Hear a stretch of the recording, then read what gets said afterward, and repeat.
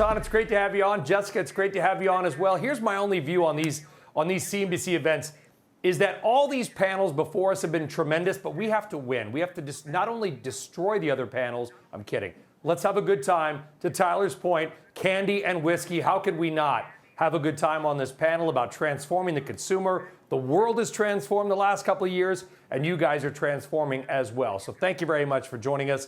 Jessica, I'm going to begin with you. Obviously, the world has changed the way that we drink. For a couple of years, in many spots, you could not go out. That one-on-one with the bartender simply did not exist. We started drinking premium cocktails at home. How has Beam Suntory evolved? How will it continue to evolve? Yeah, it's been an incredible couple of years in our industry. And I don't think at the beginning of the pandemic, anyone could have really predicted how that would have played out. But what we saw was people definitely up trading. I think, all of a sudden when you couldn't go out to your favorite restaurant or maybe the holidays were out of bounds, spending that little more on a beautiful bottle of whiskey or tequila became a lot of a bigger treat that people felt they could reach out to and afford. So we saw premiumization coming through. We also saw the emergence of a much stronger pull from e-commerce, which particularly in the US has been actually relatively underdeveloped historically for alcohol. And we really saw e-commerce penetration growing dramatically. So we've invested very heavily behind that. And of course, we also saw a big rise in convenience. There were a lot of people who were experimenting and had the time to have fun with cocktails. There was a lot of people who realized they were not the greatest bartender in the world and wanted something delivered brilliantly for them. So as well, our push behind ready-to-drink and the ready-to-serve options that we make available to consumers for when you want that cocktail, but maybe you don't want to do all the hard work, that was another really big area of focus. What you're saying, shorter Jessica Spence, we can't all be the world's greatest mixologist. And so Beam Suntory is willing to do that. How much are we willing to pay for convenience, Jessica? What we're seeing is across all alcohol ranges, incredibly strong results behind our ready-to-serve options. And that's not just us. I think our competitors are seeing a lot of things. It's an incredibly vibrant part. So obviously, we have an incredible brand. If you haven't tried it, I'll do a brief plug called On the Rocks. And the promise behind that really was bartender cocktails, bartender quality, but none of the work, effectively. And that's been one of our fastest growing over the last few years. So I think that's definitely something that's going to continue. And the innovation in that space is going to continue to grow. It's a cluttered category already, but I think there's still space really to push into the more premium end. Historically, ready-to-drink has been more of a standard mainstream kind of area. That's really changing. Consumers are asking for different things. They're asking for a different level of quality. They're asking for real stories behind it, which is different. So I think that's an area that we're going to continue to see a lot of innovation in, and we're definitely going to be bringing a lot of exciting things to market over the next year. Okay, I'm more of a wine guy. I'm willing to try it if only I knew where to get some, Jessica. Anyway, Anton, first off, I understand you're a big CNBC and Worldwide Exchange viewer, so I got to say thank you. And you're the one, by the way, I'm kidding. And thank you for getting up so early and tuning into the program or whatever you do. Is there a premiumization in snacks and candy? How are we changing the way we treat ourselves, pun intended? Yeah, well, thanks, Brian. And I am a big fan, by the way, so that's good intel. Look, first thing I would say is that, premiumization exists in a lot of food categories, and so it certainly represents itself in confection, in all parts of our confection as well. I think, one of the biggest trends around the world is gifting, and when you're giving a gift, you want to give the best possible gift, and you want to convey emotion and the things you want to convey to that loved one or someone who has achieved a certain event as well. So there is premiumization. If you sort of look in terms of how our pricing strata works and came into a category either online or in a physical store, you'll see a good representation of price points as well. Some of those price points are driven by the types of confection, meaning types of chocolate, and some of those price points are driven by the price packs. Or the packs that we give as well. And I think one of the actual trends we actually saw during the pandemic was people were buying bigger packs because they were staying at home, they were consuming entertainment, and so that's very consistent in terms of what they want to do. So yes, you see premiumization all around the category for different reasons. I feel like, as a NASCAR fan, Anton, I'm looking at the side of Kyle Busch's latest paint scheme behind you when I look at that screen, which, by the way, I like very much. Listen, how has that changed over the course of the pandemic? I mean, we stayed home. We wanted to, again, treat ourselves, right? Have a couple cocktails, have some candy, because we really couldn't do a lot else in many parts of the United States. How much of that was just sort of temporary because of the pandemic? Have things kind of gone, and I hate the term normal, but have things kind of gone back that way, or have permanently evolved? Yeah, we haven't seen that. Right when COVID sort of hit, we saw a big dip sort of in our first period, and then most of the confection sort of snapped right back. And again, I think it's driven by some of those underlying trends. When you have people that don't have access to mobility, they stay home a lot. And when they stay home a lot, their consumption patterns change, both consuming media, consuming entertainment, and then obviously the accompaniment for that is typically some type of confection and a beverage as well. And so we saw that trend in COVID. As we sort of get beyond COVID as well, we're actually seeing a lot of those trends stick, because while you're at home, you consume a certain way, but now that you actually have mobility, you can actually get back to a normal. So we have big strength in our convenience store channels. We continue to see big strength in our e-commerce channels. I think everybody's sort of seeing that as well. And people are starting to understand what does that mean. I would say there is an emotional element to that as well. People, I think, really got back in touch with treating themselves and having a more balanced understanding around what that means in very small, inexpensive ways, in case of our categories as well. And so I think people are really trying to understand, how do they assess their value in life, and how does that translate to a food value, in this case, a snacking value as well. And so we've seen great strength. We've had very strong category growth, double digits for the entire category as well. And I would say we're representative of that in most of our categories as well. So we've seen that strength, and we've seen it stick post-pandemic. Well, to do all this, Jessica, there's got to be one key component. We've got to be able to buy it, which means it's got to be at the bar, at the hotel, at the store shelf, wherever it might be. Are supply chain issues, are they getting any easier now? And I think everyone, if you talk to anyone in business over the last year, it's probably been the number one thing that most of us have spent our time worrying about is, I think, as Anton said, the demand has been very strong. We've also seen that continuing as we come out of the pandemic. I think some of the habits people built up in home have stayed. And at the same time, for us, the on-trade, the bars and the restaurants have really come back. So that really gave us a huge, demand that would have been challenging even in a normal world, I think. But the supply chain challenges that we've all faced have really made that a kind of top priority across the whole business. I mean, I think we've been able to be fairly agile on the supply chain. We made a lot of decisions very quickly. We were able to pivot very quickly, understand where demand was. And we've also been investing now more than I think we would have historically in some slightly more sort of redundant supply chain capabilities or sourcing from other countries. So looking at having flex in the system, because I think whilst the volatility is definitely coming down, I don't think we're out of the woods yet.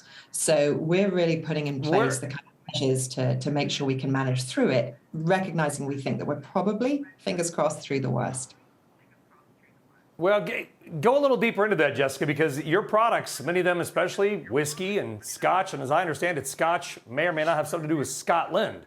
So there's only limited places you're going to be able to source certain things. How much flexibility do you have with your supply chain, given your kind of unique product mix?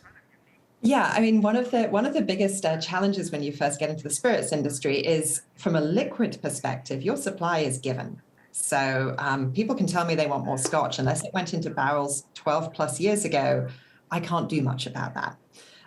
So that from a liquid perspective, we always are used to operating within a constraint. That's our everyday. And that means we have to have a very long-term horizon on brand building, on investments, because even on our shortest products in the aged categories, it's 4 to 5 years in the barrel before we can sell anything.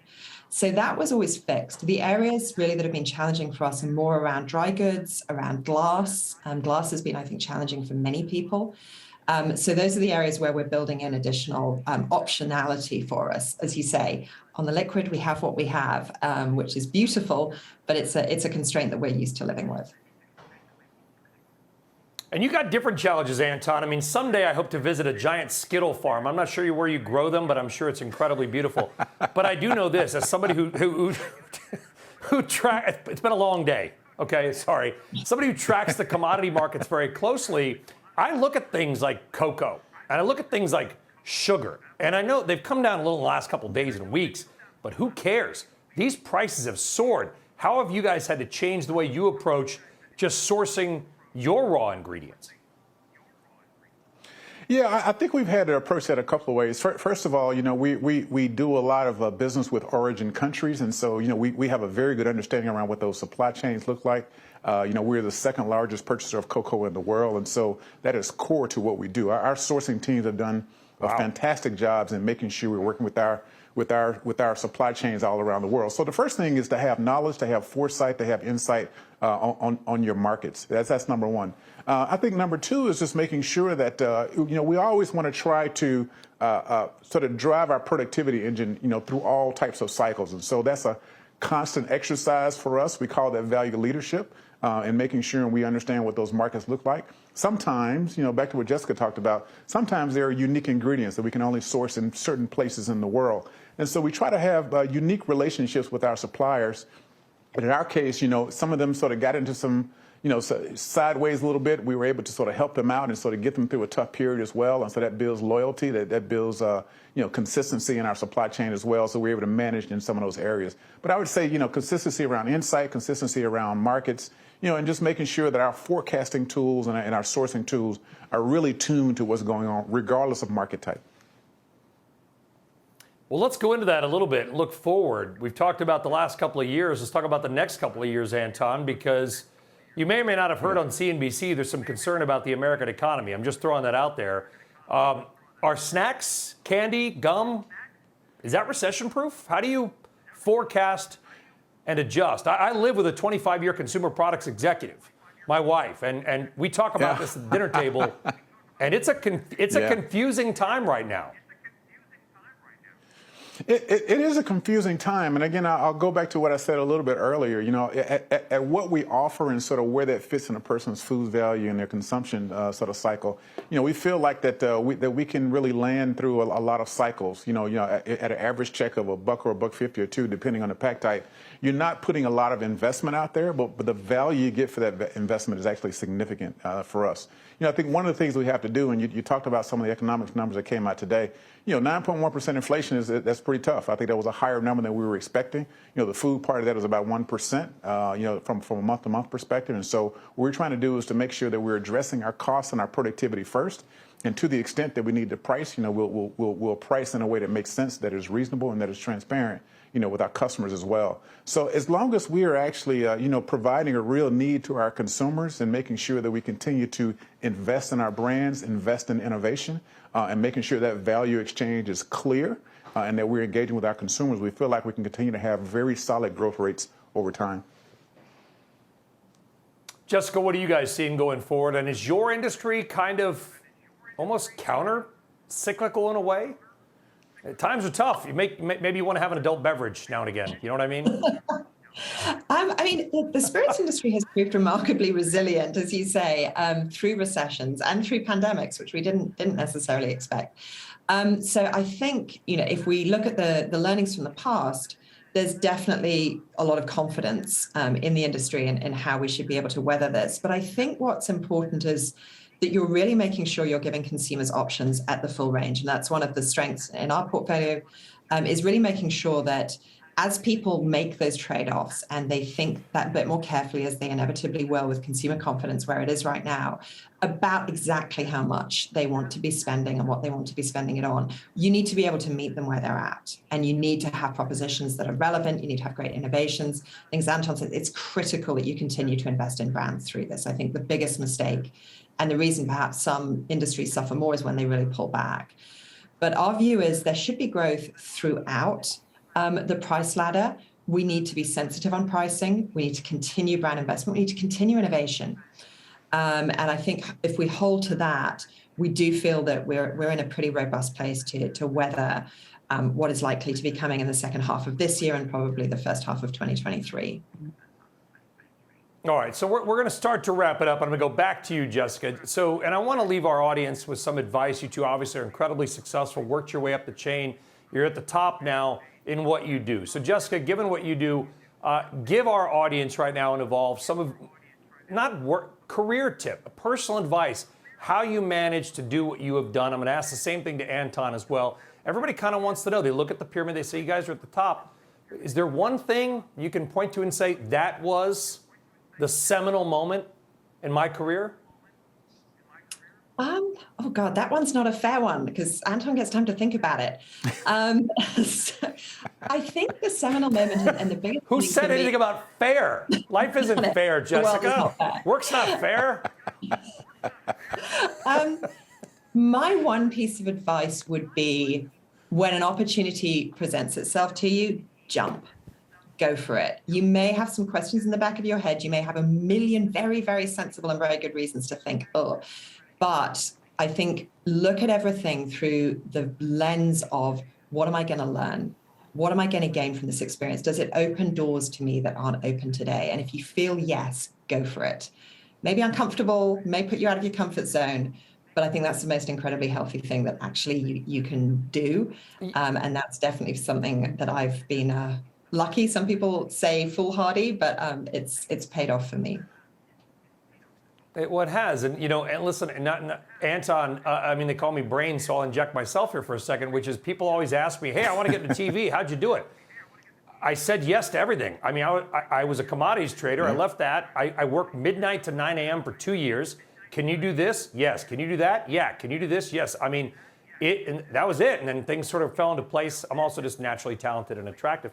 That aside, is there one thing that you can point to, Anton, that you say that was the moment? Is there a power of yes?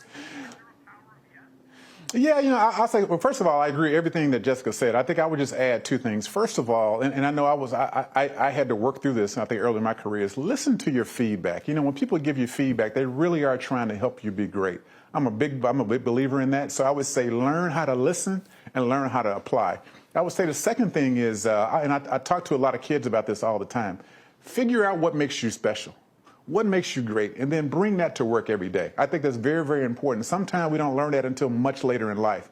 But I try to stress with kids and teenagers in particular is like, figure out what makes you special, what makes you unique, and then apply that. I think that's very, very, very important because no one can do it like you do it. And I think if you bring that to a marketplace, I think it's going to have value over time. And let's wrap it with this very important question. I'll start with Anton, to be fair. Anton, M&Ms or Skittles or combos? Oh, Brian, I love all my children, but peanut M&Ms is my favorite. There we go. I like the vertical integration. You do the combos, and then you do the gum, the spearmint, if you know what I'm saying. All right, Jessica, what about you? Basil Hayden, Suntory, or tequila? What's your choice? Oh God, yes, again. And I know you love all your children too. I have to be honest, Basil Hayden is my go-to bourbon. So I have Basil to vote. Hayden. I like it. Yeah. The favorite of a good buddy of mine who may or may not be sitting very close to me right now. Just throwing that out there. Jessica Spence, Anton, Vincent, what a pleasure. A lot of fun, guys. Thank you for rolling with it. Thank you for playing so well, and thank you for joining us on CNBC's Evolve. Have an awesome day. Thank you. Thank you so much. All right, thank you.